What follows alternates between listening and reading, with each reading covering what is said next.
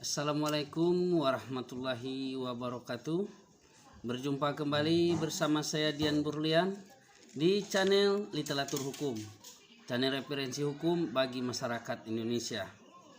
Baiklah sahabat literatur hukum sekalian, pada kesempatan kali ini kita akan membahas restoratif justice. Namun sebelum kita membahas restoratif justice lebih dalam, ada baiknya sahabat literatur hukum sekalian ringankan jari Anda untuk menekankan tombol subscribe dan jangan lupa hidupkan lonceng notifikasinya agar sahabat literatur hukum sekalian tidak ketinggalan upload video terbaru dari channel literatur hukum. Baiklah sahabat literatur hukum sekalian, banyak pertanyaan yang muncul kepada kita baik di akun FB, Instagram terkait restoratif justice. Nah, di sini apa yang dimaksud dengan restoratif justice adalah suatu pendekatan hukum yang melibatkan antara pelaku, korban, tokoh masyarakat, dan tokoh agama beserta adat di setempat untuk menyelesaikan suatu permasalahan tindak pidana. Nah, sahabat literatur hukum sekalian, tindak pidana apa saja yang bisa diselesaikan dengan restoratif justice? Dalam hal ini tentunya berkaitan dengan surat edaran Mahkamah Agung Terserma tahun 2012 nomor 2 terkait pembatasan tindak pidana ringan, di mana kerugian korban di bawah 2,5 juta itu tergolong ke bawah, tergolong tindak pidana ringan, dan lebih dari 2,5 juta ke atas itu tergolong tindak pidana biasa atau umum. Jadi tindak pidana ringan ini bisa pencurian, bisa juga penipuan atau perkelahian 351, 352 yang tidak menyebabkan kematian. Artinya yang tidak menyebabkan cacat tetap, itu biasanya bisa kita selesaikan secara restoratif justice.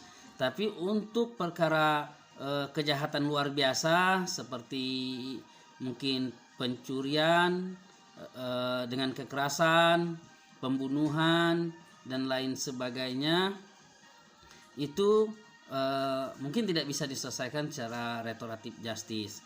Sederhananya restoratif justice ini adalah penyelesaian perkara di luar pengadilan, ya, di luar pengadilan, yang artinya adanya kesepakatan damai antara kedua belah pihak, artinya ada perdamaian.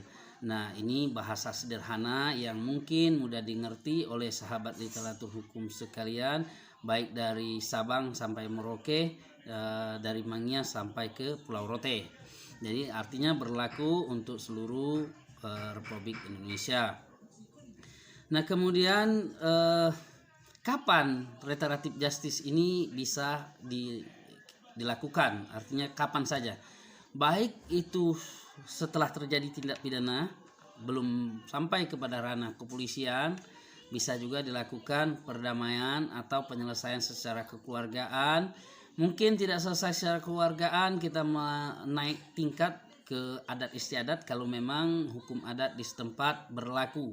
Karena ada di beberapa daerah hukum adat ini masih berlaku, seperti di Sumatera Barat, mungkin juga di Kalimantan, mungkin juga di Kupang, NTT, bahkan mungkin di Papua, di Jambi, itu rata-rata hukum adatnya masih berjalan dengan baik. Sahabat literatur hukum sekalian, kita mulai melibatkan pemerintah desa dalam penyelesaian sengketa pidana atau tindak pidana ringan.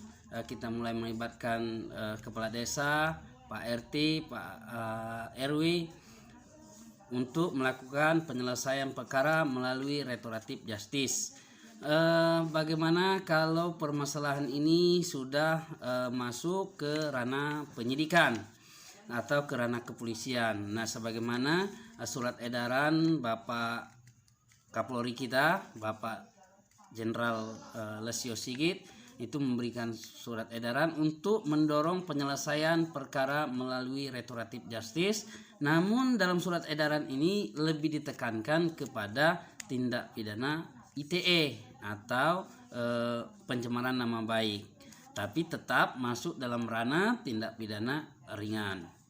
Jadi bahasa sederhananya itu restoratif justice adalah perdamaian secara kekeluargaan atau secara adat istiadat atau secara pemerintahan desa. Nah, kemudian sahabat literatur hukum sekalian, selain dari kepolisian, bagaimana kalau sudah perkaranya Pak Dian sudah sampai ke ranah kejaksaan atau sudah P21?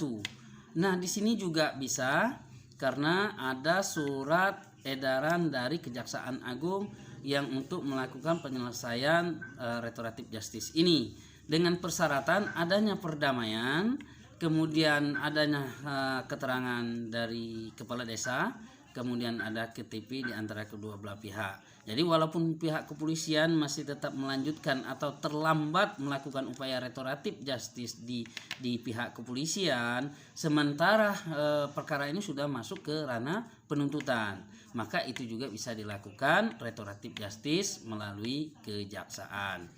Nah, bagaimana lagi kalau sudah di tingkat pengadilan, sepanjang perkaranya belum diputuskan atau belum dituntut, restoratif justice masih terbuka. Nanti kita berupaya setelah adanya perdamaian, kemudian adanya keterangan dari kepala desa dan persyaratan administrasinya sudah lengkap, maka hakim juga bisa melakukan mengeluarkan penetapan hakim tentang restoratif justice, artinya masih bisa.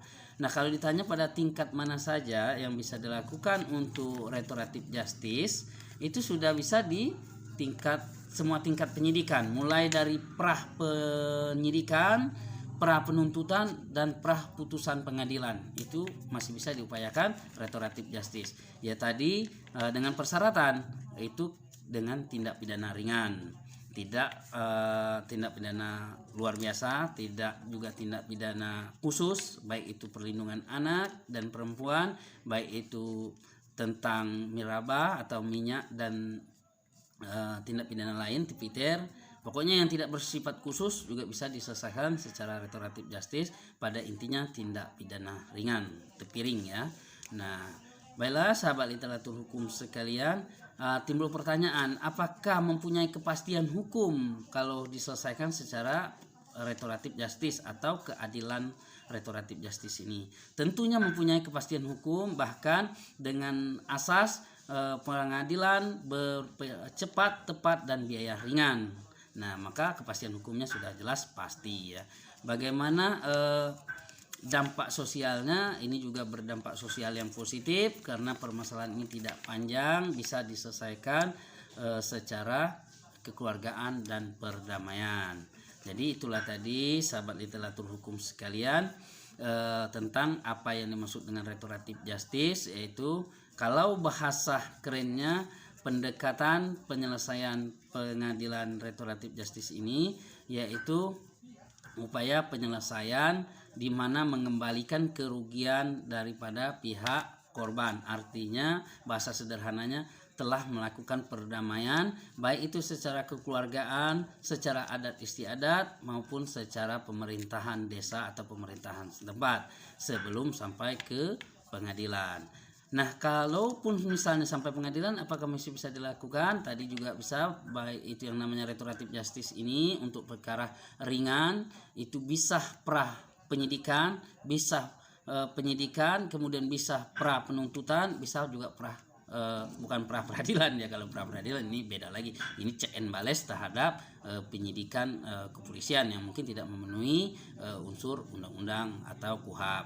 Nah, ini restoratif justice pra penuntutan atau pra keputusan pengadilan.